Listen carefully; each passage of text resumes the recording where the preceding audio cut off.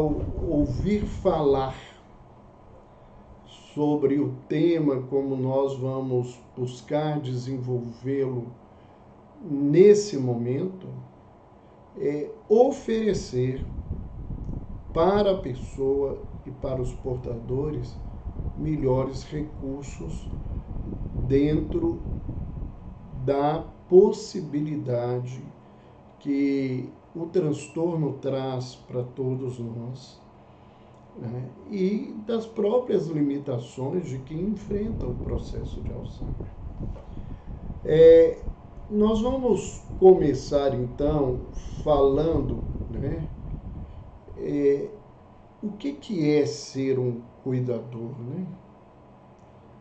Porque quando hoje a gente usa esse termo muitas vezes ligados a algum profissional, e mesmo dentro de uma casa onde as pessoas dividem essa responsabilidade com algum profissional, a expressão cuidador fica limitada à postura do indivíduo que está ali remunerado.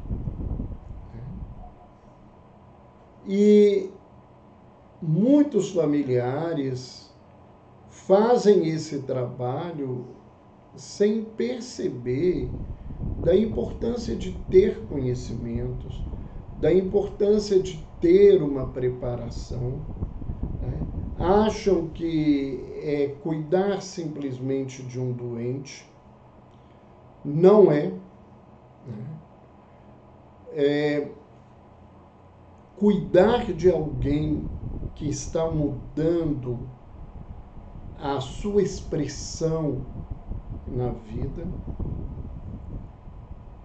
e conviver com uma situação onde valores, identidades, onde afetos, relacionamentos, eles vão ser modificados e num determinado momento eles estarão de tal forma comprometidos que aqueles que cuidam têm a ideia de que eles estão perante, né, a uma pessoa cuja vida desapareceu e é uma manifestação só vegetativa diante do indivíduo. Eu diria com tranquilidade, ao falar sobre o tema para familiares, que o desafio é muito maior para os familiares num momento mais extenso em termos de tempo da doença do que para o próprio portador. No primeiro estágio, quando ele ainda tem noções do que está acontecendo, transformando-se, ele conhece algo da doença, a angústia é muito grande, as dificuldades são enormes.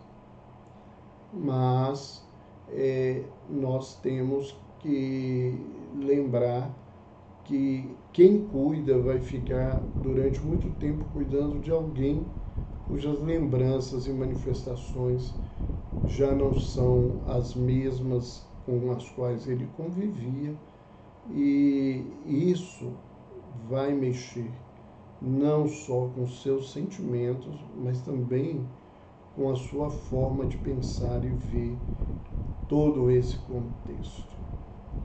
Então, ser um cuidador, ou o que é ser um cuidador, é cuidar.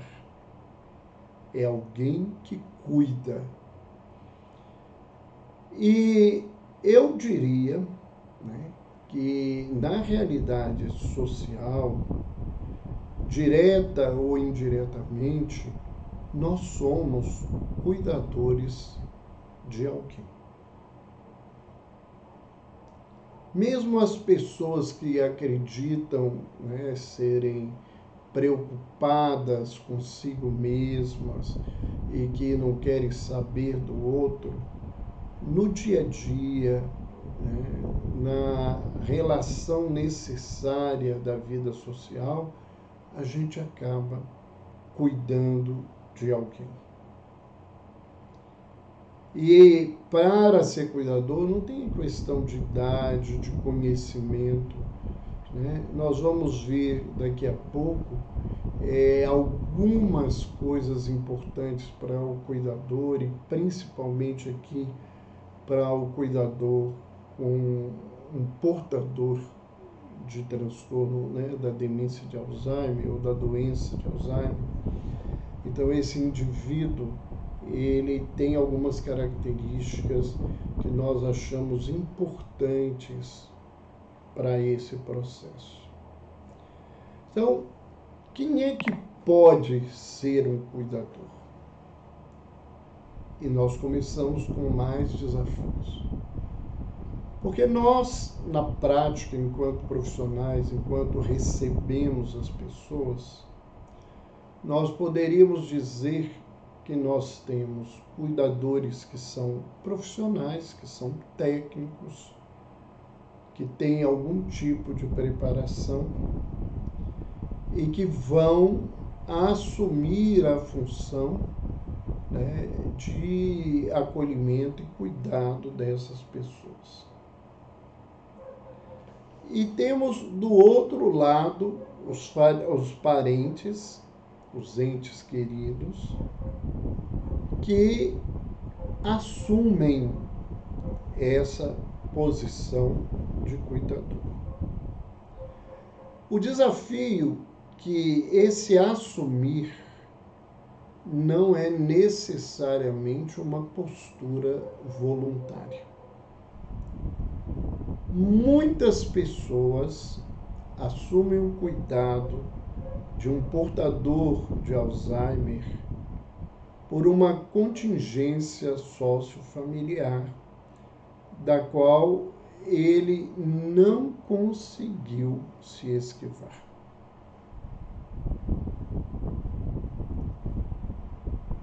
Essa situação, ela traz grandes complicadores para a pessoa. Primeiro, porque fazer um trabalho desse sem a anuência ou a disponibilidade vai ser certamente o tempo todo motivo de conflito e motivo de emoções nem sempre adequadas e que se tornam adoecidas e que não adoecem só o trabalho, o cuidado, mas adoecem principalmente as pessoas que cuidam desses indivíduos. E nós temos aqueles que voluntariamente, que por afeto, por um sentimento de gratidão, um reconhecimento real, assumem esse trabalho e fazem desse trabalho o melhor que eles podem fazer. Mesmo essas pessoas, num primeiro momento, a grande maioria não conhece nada sobre a história da doença. Às vezes, conhecem as inverdades, os mitos da doença. Ou têm uma visão tão realista e tão pesada nesse contexto que o sofrimento toma conta e aumenta o desgaste, né, energético no cuidado, mesmo quando há uma disponibilidade. O que a gente vê num primeiro momento, né, é um caminho de muita dificuldade. E que essa dificuldade fica maior porque há muita ilusão quanto às suas reais possibilidades de lidar com a criatura que está adoecida, quanto, né, as ideias, né, que a gente carrega de que aquilo não vai ser tão grave quanto muitas vezes algumas pessoas nos dizem. E o que é comum, independente de ser voluntário ou involuntário esse lugar, é as pessoas perceberem que os desafios eram muito maiores do que eles esperavam. E isso não tem nada de não natural. Porque na minha ignorância, no meu desconhecimento das coisas, eu crio uma realidade que eu vou ver na frente que ela não existe, que ela não é essa situação que a gente gostaria.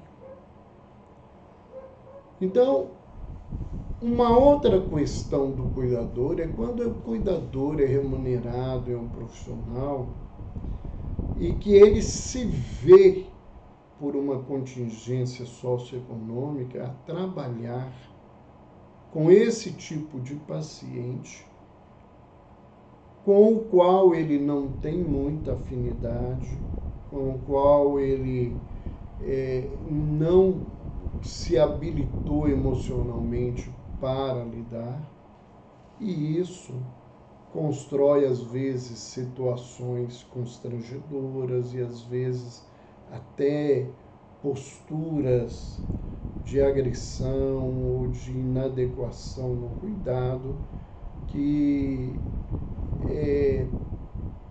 chateiam a família, fazem que o sofrimento aumente e prejudique essa caminhada para as pessoas. Então, eu gostaria de lembrar isso para todos nós, porque isso parece óbvio, mas as pessoas não param para pensar, às vezes, nisso.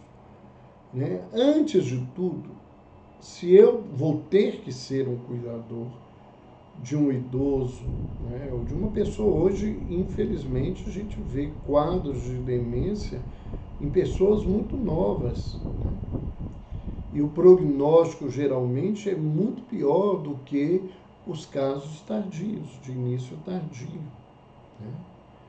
E se eu vou lidar com isso, eu preciso entender como que eu estou entrando nesse processo. O que eu vou ter que trabalhar em mim para conviver com essa situação?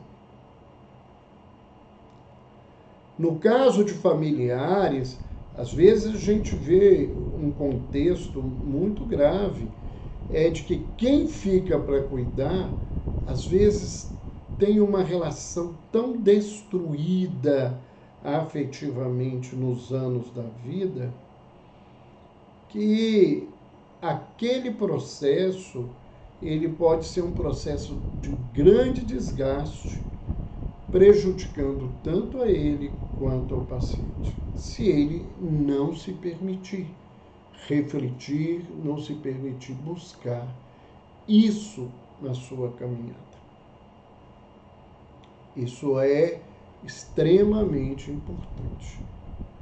Como são importantes determinadas características que a gente gostaria de dividir com vocês, que a gente vê no trabalho, né, que precisam acontecer?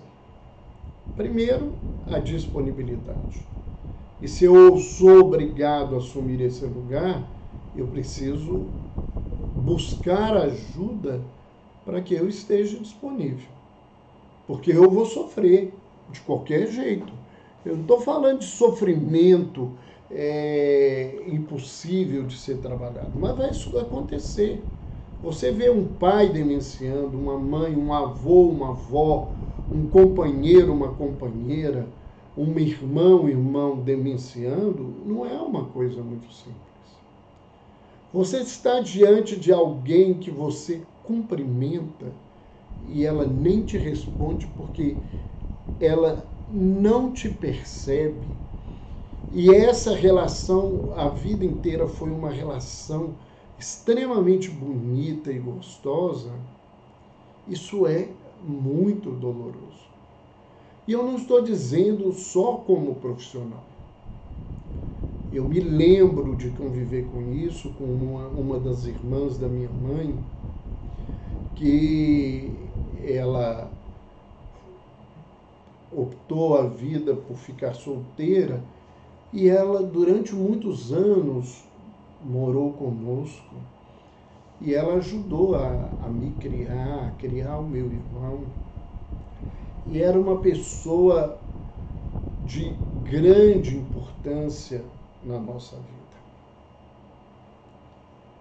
E nos últimos anos, ela chegou um momento que foi preciso colocá-la numa casa de acolhimento aos idosos, que a gente chegava para visitar e ela não nos percebia mais. Ela não respondia cumprimento, ela não nos dava o sorriso carinhoso e a sua bênção de tantos anos. Então, são situações que a gente precisa pensar. Então, a primeira coisa, a gente tem que estar disponível para lidar com isso. E se nós estamos sem essa disponibilidade, obrigados a fazer isso, a gente tem que se cuidar, buscar uma terapia, buscar uma ajuda, buscar um conforto espiritual. Nós vamos falar um pouquinho de espiritualidade no final. E isso é fundamental nessa caminhada. Depois, quem trabalha como cuidador, ele tem que ter atenção. Ele tem que ter atenção porque em muitos momentos desse trabalho, a pessoa vai ser incapaz de se queixar, vai ser incapaz de sinalizar que ela está precisando de uma ajuda e às vezes de uma ajuda importante, que ela está molhada de urina, ela está evacuada, ela precisa de comer, ela precisa de um cuidado, de mudança da postura do corpo. Parecem coisas simples, mas elas são fundamentais para a manutenção desses pacientes. A atenção, porque eu preciso, em muito tempo da doença, escutar. E eu vou escutar, às vezes, a mesma história em menos de 10 minutos, inúmeras vezes. A mesma pergunta. Você acabou de dar comida e ele é capaz de dizer que está com fome. E você dizer que ele comeu e ele dizer que você é uma miserável, você é um miserável, que você vai deixar eu morrer de fome, que é isso que você quer. E você não pode dar mais comida porque tem controles, às vezes, de dieta que são fundamentais nesse processo. Que vai te perguntar quem você é várias vezes, vai te perguntar 8, 12 vezes que dia é hoje, que horas são, aonde está.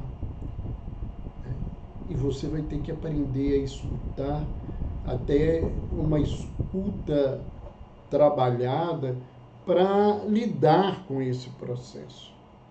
Ter atenção também, porque o cuidador é importante que, nesse caso, ele seja proativo. Ele busque evitar situações mais complexas, o surgimento de comorbidades mais difíceis, né? As escaras que, se não mudar com a condição do corpo, podem trazer infecções graves, inclusive levar à internação, pode levar a uma septicemia, ao óbito. Então, tudo isso é importante, né? Nesse contexto, né, o cuidador precisa ser paciente, né? E paciência, né, Emmanuel, através do Chico Xavier, diz que para você ser paciente, você tem que responder a mesma pessoa que te faz a mesma pergunta 5 vezes com a mesma tonalidade e com a mesma tranquilidade da primeira vez. Só pensar, né? Alguém pergunta assim, que horas são? Você fala 9 horas. Te pergunto que horas são, se você é surdo, você já mostrou que não tem paciência. E no caso deles, é muito importante a paciência. Mas, além de paciência, é importante tolerância. Que eu vou ter que tolerar coisas que eu não sabia tolerar até então na minha vida. Tolerar, né, alguém que está sujo de fezes e que eu vou ter que trocar. Tolerar a pessoa, né, que ela perdeu o sentido da coisa, você pôs a comida na boca dela, ela cospe aquilo tudo no seu rosto, né, e você se comporta entendendo esse processo no contexto, né? Tolerar certas falas, certos posicionamentos dele, certas agressões que ele pode ter em relação à sua vida, porque isso acontece sempre, né? Você vai ter que ter resiliência, né? Capacidade de lidar, ter força, porque você não sabe quanto tempo a doença vai durar, quanto você vai ter que lidar com aquilo. Então, isso é fundamental.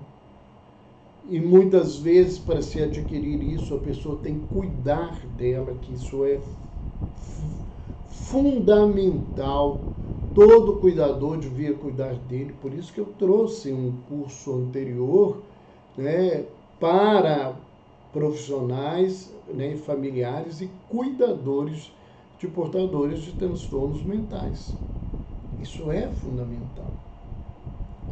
Precisa ter persistência, né? Não dá para desistir, porque é uma situação que ela tem um processo de evolução e eu tenho que aprender a lidar com isso. Eu tenho que ter conhecimento, né? A pessoa tem que se disponibilizar a entender a doença, a evolução da doença, as posturas do próprio cuidador, as técnicas que eu posso usar para a gente lidar. Temos que fazer todo esse contexto, né? Achei assim, não temos que assustar, temos que nos fortalecer. Olha, a gente tem que fortalecer, mas a gente tem que ter noção dessa realidade. Porque muita gente cai num processo muito mais complexo porque não foi preparado, para entender a situação. E adoece, porque ele tinha uma ilusão que ele conseguiria caminhar de uma forma e a forma não permanece na sua caminhada, né? E aquilo que a gente já falou, né? O cuidador, ele precisa cuidar dele. Então vamos falar do envelhecimento, vamos falar da doença, para a gente ter uma ideia aqui importante, né? Lembrar que muitas vezes as pessoas olham para o envelhecimento quase sempre referindo aos efeitos indesejáveis decorrentes da passagem do tempo. Raramente as pessoas lembram, principalmente na cultura ocidental, o velho não é uma criatura respeitada, a velhice não é vista com a grandiosidade que se vê no Oriente, que é um momento de sabedoria, né? Hoje, nesse mundo tecnológico, o idoso ele é visto muitas vezes como um indivíduo que incomoda, que não tem o que oferecer, que a sua experiência não vale nada, né? Nós temos muita dificuldade de lembrar que são as experiências do ontem que fazem o desenvolvimento e a revolução que a vida tem no hoje, né? Então nós precisamos muitas vezes lembrar que envelhecer é um processo de amadurecimento, é uma aquisição de características positivas. É claro que tem coisas negativas, e as experiências da vida, se forem bem aproveitadas, trazem ao indivíduo um grau de sabedoria, alguns mais sábios, outros menos sábios, mas todos podendo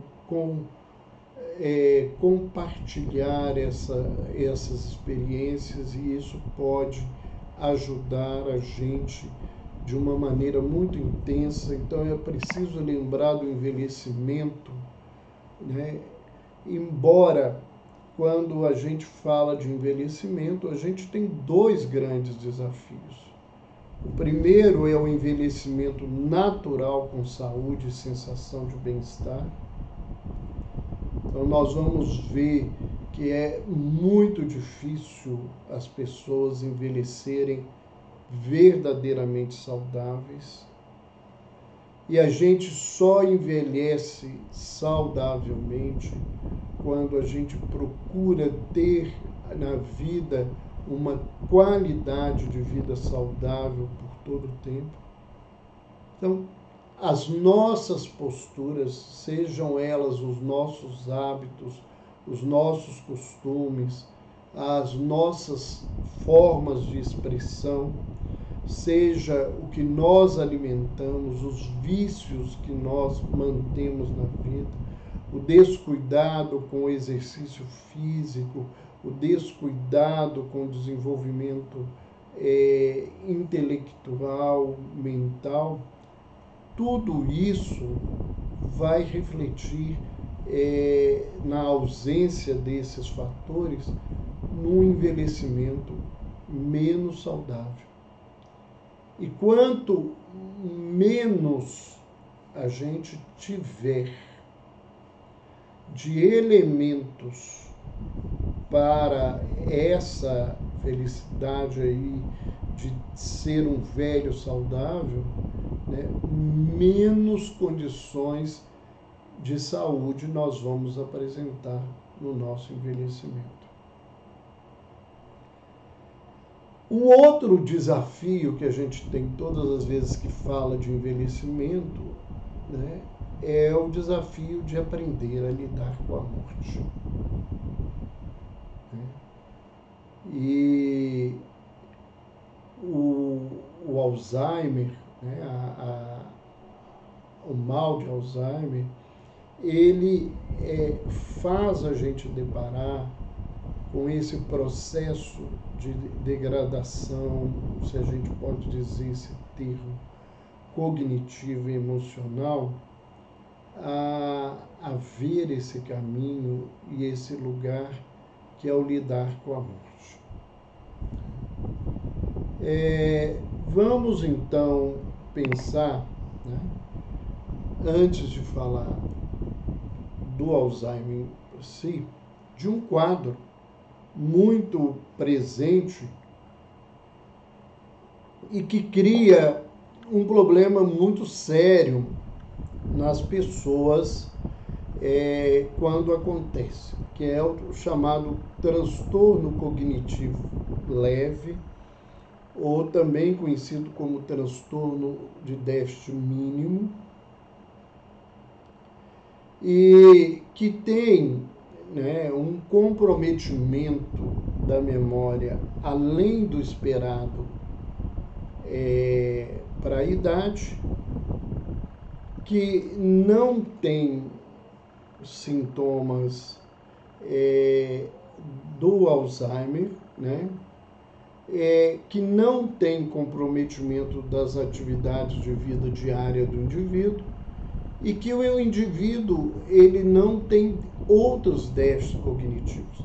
Se ele tem dificuldade, passa a ter dificuldade de buscar um nome, ele passa a ter dificuldade de buscar uma palavra, ele vai ligar para alguém e ele esquece o que ele ia falar, ele abre a geladeira ou ela abre a geladeira para pegar um legume, e quando abre a geladeira ela não tem noção real do que ela gostaria.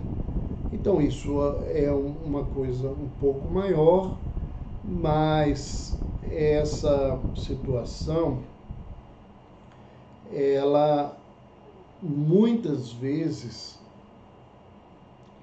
ela está presente e ela necessariamente não é uma preditora de Alzheimer. Embora a progressão desses quadros para o Alzheimer nas pesquisas mais recentes, entre 6 a 25%. Ou seja, de cada 4 pessoas, uma tem a possibilidade, né, ou menos de uma tem a possibilidade de desenvolver o Alzheimer. Mas esses quadros, eles podem, né, na presença desses sintomas que são vinculados à memória, né, e muitas vezes isso é importante entender, que o indivíduo ele não se lembra naquele instante, mas ele consegue lembrar disso depois, né? Que é uma diferença muito importante quando é essa perda da memória do Alzheimer, que o indivíduo ele não se lembra naquele momento, ele não vai voltar a se lembrar e ele não vai ficar incomodado pela não lembrança. O indivíduo que tem esse déficit cognitivo leve, ele fica extremamente incomodado, porque ele encontrou com uma pessoa que ele convive há 20 anos e não consegue lembrar o nome.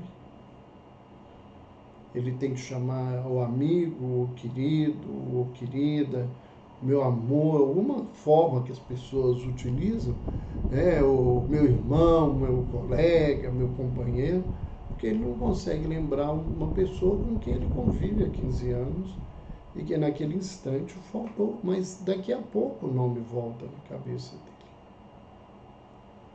Mas eu gostaria que a gente pensasse nisso, porque isso é importante para as pessoas que às vezes estão preocupadas com o surgimento do Alzheimer, que é uma situação diferente, né? Porque a doença de Alzheimer é uma doença neurológica, ela é degenerativa, ela é progressiva e ela se manifesta especialmente pela deterioração da cognição e da memória, mais especificamente. Então ele vai perdendo capacidades também intelectivas, ele vai perdendo a condição de fazer algumas coisas que ele sempre fazia, ele vai perdendo a capacidade de sair e fazer determinados negócios, compras, porque ele já não consegue fazer aquilo adequadamente, mas a memória é uma coisa acentuada e a perda de memória ela é inicialmente recente, né? Do aqui e agora. Ele se lembra do dia que ele entrou na escola aos 4 anos de idade, né, pela primeira vez lá, e ele não consegue saber que há 5 minutos atrás ele almoçou. Ele se lembra que trabalhou durante anos numa determinada firma e ele não consegue se lembrar que ele acabou de entregar para o filho, ou cuidador, ou alguém da família, o dinheiro que estava na mão dele para guardar, que ele pediu.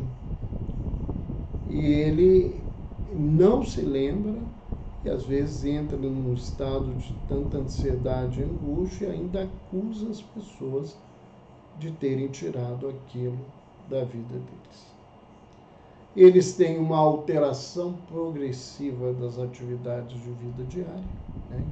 Então, eles vão chegar a um momento que não conseguem tomar banho sozinhos, se alimentar sozinhos, se vestir sozinho, né? Às vezes você dá a um paciente com Alzheimer, por exemplo, um short para vestir, ele enfia no braço, ele tenta enfiar na cabeça, ele nem tenta às vezes enfiar nas pernas, ele não tem essa noção, isso vai progredindo na vida dele, as coisas são pequenas, mas elas vão crescendo. E eles apresentam uma variedade de sintomas neuropsiquiátricos e distúrbios comportamentais, e essa gama de sintomas é muito grande, que exige da família, né, um acompanhamento profissional especializado para fazer esse diagnóstico. Existem quadros, por exemplo, de depressão em idosos que são confundidos com processos demenciais. E alguns quadros, e não é raro, porque eu não sou um profissional que trabalha com Alzheimer o tempo todo, mas eu já vi muitos pacientes em que os primeiros sintomas eram nitidamente sintomas vinculados a um processo depressivo. E os pacientes psiquiátricos, determinados pacientes psiquiátricos, eles têm uma maior tendência de processos demenciais e alguns desenvolvem esses quadros de Alzheimer. E esse uso, ou melhor, esse abuso no consumo de benzodiazepínicos, né, nos clonazepams, nos alprazolam, nos bromazepams, nos clobazam e tantos outros medicamentos, alguns medicamentos para o sono, eles facilitam o comprometimento cognitivo, né, e eles agravam o processo do Alzheimer, ou às vezes eles fazem com que esse processo se inicie antes, né, do que talvez fosse previsto o surgimento daquela doença. E o consumo de benzodiazepínicos é enorme no mundo E o nosso país é um dos maiores consumidores de benzodiazepínicos. E ao contrário do que as pessoas pensam, né, defendendo aqui a minha classe, não somos nós, os psiquiatras, os que mais receitamos benzodiazepínicos dentro da classe médica.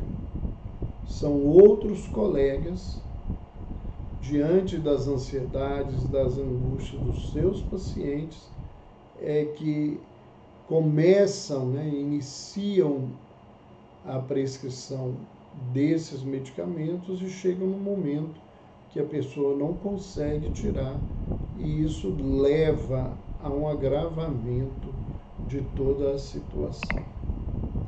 Então, a doença de Alzheimer, né, ela não tem uma causa completamente conhecida. Nós sabemos cada vez mais, né, que as pessoas nascem com essa propensão. Então, talvez alguns marcadores biológicos poderão fazer essa identificação cada vez mais, auxiliar na conduta dessas pessoas, mas eu, como psiquiatra, eu tenho ao outro lado, né? Se esse tipo de pesquisa ele não vai agravar nas pessoas que são ansiosas e que têm sintomas depressivos, o surgimento de quadros até que parecem demência, pelo medo que essas pessoas possam desenvolver desse quadro. Mas é um recurso, né? Certamente que a tecnologia, o desenvolvimento da ciência vai colocar isso cada vez mais claro. E a gente teme, porque hoje, diante dessas situações onde a liberação da eutanásia é frequente, né, de se permitir que pessoas que têm essa propensão busquem a eutanásia como forma de fugir desse contexto.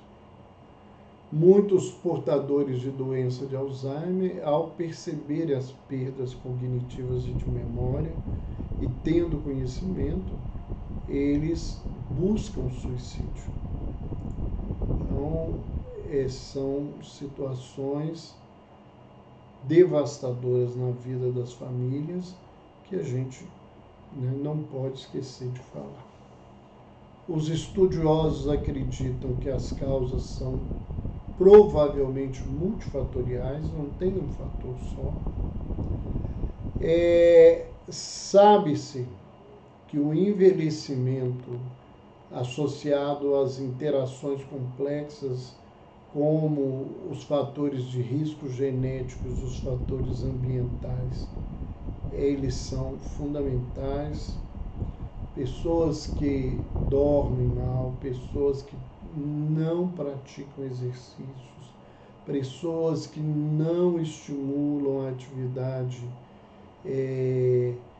emocional, a vida afetiva, pessoas, né, que às vezes não sabem se utilizar das ferramentas da espiritualidade, meditação, oração, essas coisas auxiliam profundamente a criatura, né? O que nós alimentamos, né? Os transtornos metabólicos, a obesidade, o uso do álcool, das drogas, do tabaco, tudo isso causa inúmeras alterações, não só metabólicas, mas estruturais da anatomia do indivíduo, reduzindo a irrigação sanguínea no cérebro e facilitando inúmeras outras condições, e nós precisamos pensar nesse contexto, né? Quando se fala de fatores de risco, né, a gente não pode esquecer que o principal é envelhecer. As pessoas que envelhecem vão ter essa situação de convivência com isso. Baixa escolaridade, traumatismo cranianos, há trabalhos que relacionam a síndrome de Down, né? Tem as questões das doenças vasculares, que são muito importantes, colesterol alto, hipertensão arterial sistêmica, tabagismo, obesidade, diabetes, os quadros de arteriosclerose, as doenças coronarianas, elas estão entre os fatores de muito risco, né? E muita gente poderia ter mudado ou mudar isso na sua caminhada e conviver com isso de uma outra maneira. Mas, né, eu coloquei aí uma situação que o Alzheimer traz na vida, que é o problema de lidar e estar diante da morte. Que a grande maioria de nós não consegue lidar. Mesmo as pessoas religiosas, né? Nós temos muitas pessoas religiosas que têm medo de morrer, apesar de acreditarem na continuidade da vida, seja de que forma for. Muitas pessoas não aceitam e não conversam sobre a morte. Saem de ambientes de conversas onde esse tema se desenvolve. A gente não se prepara para isso. E quando eu falo que a gente não se prepara, é em nível nenhum, né? Nem a nível acadêmico de lidar com a própria morte, né? Lidar com a morte na racionalização de esconder tudo. Isso não é lidar com a morte, é um tipo de negação do processo. Eu sempre que falo, né, aqueles que já me conhecem, eu participo de um movimento, que é o Movimento Médico Espírita, e a associação da qual eu participo, que é a Associação Médico Espírita de Minas Gerais, há alguns anos atrás, nós fomos convidados, né, a trabalhar com o tema morte. Que todos aqueles que eram trabalhadores voluntários trabalhassem nesse tema. E naquele momento, o número de trabalhadores da associação ultrapassava 50 pessoas trabalhando nas diversas atividades do grupo e que deveriam estar voltados para isso, né? Todos foram convidados a participar de um trabalho motivacional, primeiro, muito interessante, e depois de fazer um trabalho de alguns meses, muito mais de vivência do que dos aspectos teóricos. E eu digo para vocês que na última vivência do grupo, nós não éramos 10 pessoas participando desse trabalho. Médicos, psicólogos, assistentes sociais, pessoas espíritas, que foram se afastando do trabalho porque ele era incomodativo. Então, a gente vê o quanto é difícil lidar com essa questão. E o quanto que nós precisamos lembrar e aprender a cuidar disso. E o grande problema existencial diante da morte, eu digo com tranquilidade, é porque nós temos um outro grande problema existencial, que é o diante da vida. Nós não sabemos lidar com a vida. Nós não nos preparamos para viver. Nós não paramos e refletimos, a grande maioria das pessoas, sobre a vida em todos os seus aspectos. E se a gente, né, não sabe viver, a gente não sabe morrer. Muito embora a morte física, a morte orgânica é uma fatalidade. Todo mundo vai morrer. Agora, na pandemia, a gente ainda viveu com uma grande dificuldade, né, das pessoas morrerem distantes, não poderem os parentes se despedirem, nem, às vezes ter o velório, a vivência do luto real, e que isso complicou a vida de muita gente, aumentou o número, né, daqueles quadros que nós chamamos de luto patológico. E quando se está diante de um paciente com Alzheimer, a gente precisa, na verdade, trabalhar a questão da morte para mim, da morte do outro, de como isso vai impactar na minha vida, na vida da família, como que eu vou trabalhar os momentos em que essa pessoa ainda lúcida trouxer essas questões para que eu conviva, né? E às vezes isso não vai ter jeito de ser feito numa psicoterapia, num trabalho especializado, porque a lucidez foi aquele momento, e quando ele chega no médico, ele não sabe de nada, ele nem se lembra de ter falado sobre isso. Nós temos um agravante, é um agravante real, né? As pessoas podem discordar da minha leitura, mas a partir do positivismo, né, que tem a sua figura marcante em Auguste Comte, que viveu entre 1798 e 1857, né, ele introduziu, né, uma postura onde todos os que estavam envolvidos com a ciência limitavam-se unicamente à experiência, e ele construiu um novo mito que sobrevive até hoje no culto dos valores materiais, visíveis, tangíveis, com descaso e até com desprezo pelos valores invisíveis e intangíveis.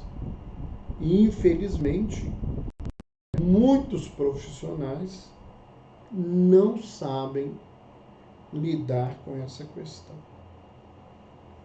Porque essa questão envolve emoção e sentimento, que é algo intangível, né? Que é algo que é móvel de desprezo por muitas criaturas, que se colocam longe da emoção, querendo mostrar-se forte, mas quando a gente lida com essas pessoas terapeuticamente, a gente vê a fragilidade que está por trás daquilo tudo. E essa postura, ela envolve a academia e não é diferente na área de saúde. É claro que isso hoje busca se mudar, né? Tem muita gente já falando dessas questões e tentando trabalhar. A doutora Elizabeth Kübler-Ross foi uma psiquiatra importante nesse trabalho da visão da questão da morte. As pessoas que buscam trabalhar com espiritualidade, elas aprendem a trabalhar com a finitude, aprendem a trabalhar com a morte, né? Então, quando as pessoas às vezes nos perguntam assim, mas por que essa preocupação tão intensa da sua parte em trazer essa questão da espiritualidade, que ainda, né, embora tenha melhorado muito, ela é uma questão que é deixada à parte, que é vista de uma forma que não se pode deixar de tocar no assunto, mas se for possível não ter que tocar é melhor, né? Mas o meu trabalho lidando, né, há 40 anos, há mais de 40 anos, né, porque antes de me formar eu já participava de um grupo, que é o Grupo de Estudos de Espiritismo e Psiquiatria, que lidava com os temas da espiritualidade. Esse grupo foi responsável por criar, num momento em que isso não existia no Brasil, um tratamento biopsíquico sócio-espiritual. Né? Não existia. Né? Eu coloco isso com tranquilidade. A primeira vez que o Dr. Jaider, eu e a doutora Regina Coelho fomos falar num evento sobre o projeto, que a gente achava que era óbvio a partir dos nossos estudos e a nossa ignorância, não vamos negar isso, as pessoas se admiravam porque aquilo era uma imensa novidade. Isso tornou-se, né, uma realidade dentro do Hospital Espírita André Luiz, que hoje é uma referência em saúde mental e espiritualidade, não só em Minas Gerais, mas no Brasil. E muitas pessoas antes da pandemia no mundo, na área de saúde, que se interessavam e se interessam por espiritualidade, vinham visitar e conhecer o trabalho que a gente realizava e que se transformou num trabalho base de todos os tratamentos que são realizados na Associação Médico Espírita de Minas Gerais. Então, nesses anos, eu descobri o tanto que é importante a espiritualidade para você trabalhar com a questão, inclusive, da morte. Do medo da morte que adoece muita gente. Né? E do medo da vida que as pessoas chamam de medo da morte muitas vezes também. Então, isto é fundamental no trabalho. Né? E a gente vê que as pessoas se reagem, né, as principais reações diante da morte, que não são só as reações dos doentes, mas são principalmente as reações dos familiares com quem eu convivo e que são parentes de portadores de Alzheimer. Né? A primeira coisa, que é uma coisa quase mundial, é o medo da morte.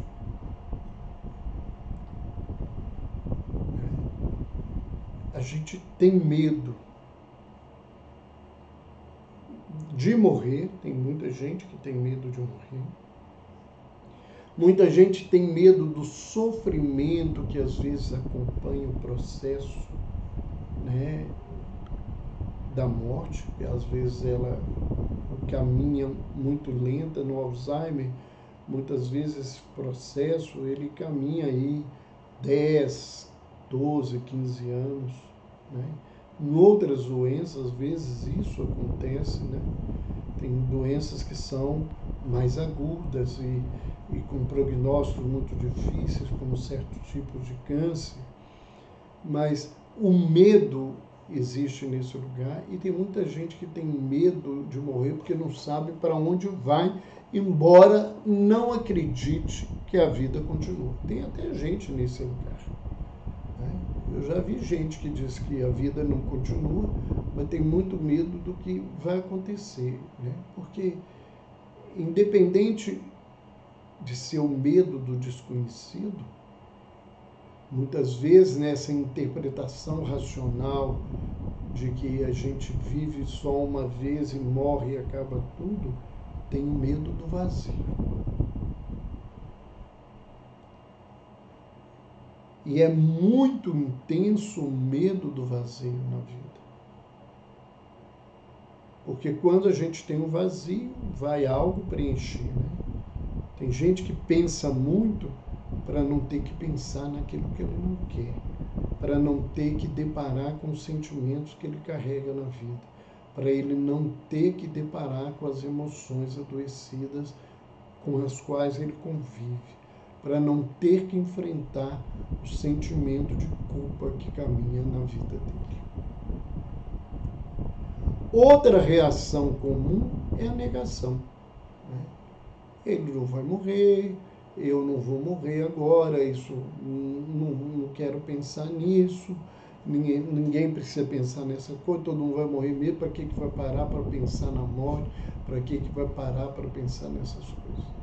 Isso é uma coisa. Tem gente que escolhe a procrastinação. Quando eu for velho, eu vou pensar na morte. Eu costumo dizer que pode ser muito tarde para poder pensar nisso, né? Nem sempre é, mas pode ser. E no caso do Alzheimer pode ser muito tarde, porque você poderia ter feito muita coisa para adiar o surgimento da doença ou para evitar o surgimento da doença com um estado de saúde melhor diante de cuidados, diante de coisas. Outros, né, passam pela racionalização, todo mundo tem que morrer, vamos fazer assim um assado, ou banalizar a coisa, que é muito ruim. Mas uma reação importante é aprender o enfrentamento com a morte. Não como inimiga, não como algo ruim, mas como algo natural da caminhada. Todo mundo nasce, todo mundo cresce, todo mundo envelhece, né? Alguns não chegam ao envelhecimento, mas é esse processo, e todo mundo vai morrer fisicamente um dia. Então nós precisamos aprender a enfrentar essas coisas. E os instrumentos da espiritualidade são muito importantes para isso. Né? É por isso que a gente está aí, para quem chegou no finalzinho, a partir de hoje nós estamos aceitando inscrições. A semana que vem a nossa live, ela precisa de uma inscrição obrigatória, porque nós vamos falar de um tema, como é fundamental trabalhar com espiritualidade em saúde. É a primeira das aulas que nós vamos dar gratuitamente. A inscrição para essas 3 aulas do curso, elas são gratuitas.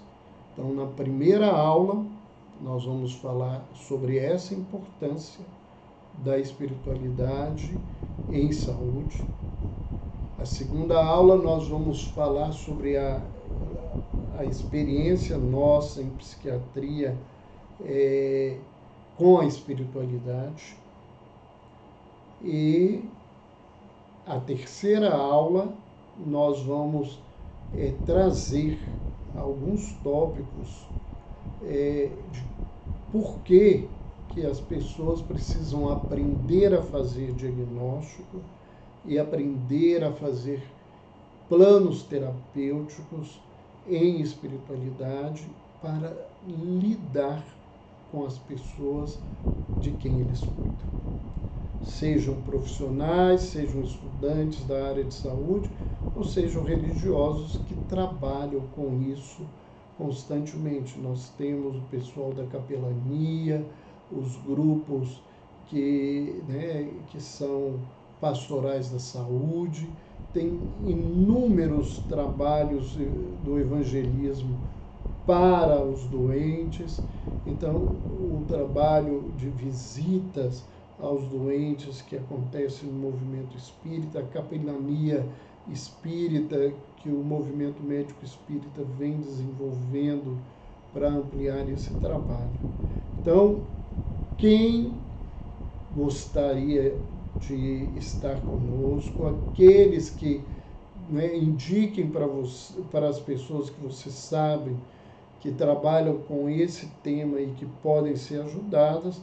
As inscrições a Évila colocou aí, elas já estão abertas no site andreimoreira.com/Roberto Lúcio, no Instagram, seja no feed, no story, nós estamos no Facebook, colocando a partir de hoje todas essas informações colocando, quem entrar no site vai poder ver toda a programação, não só as 3 aulas, mas os 4 módulos que vão ser desenvolvidos, as informações, o curso tem 2 aulas ao vivo online para tirar as dúvidas, e aqueles que participarem do curso ainda vão receber um e-book sobre o tema.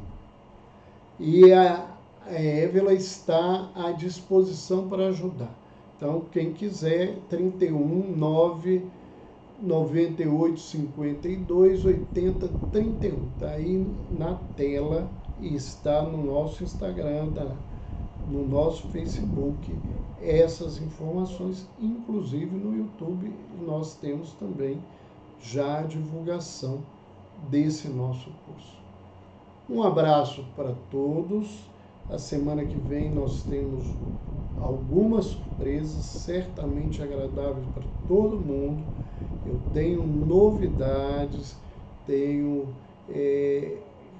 coisas que vão acontecer e eu sei que vocês vão gostar muito. Então, convidem os seus amigos, convidem os profissionais que vocês conhecem, as pessoas que trabalham com atendimento espiritual. Nós esperamos vocês na próxima terça-feira. Um beijo no coração de todos.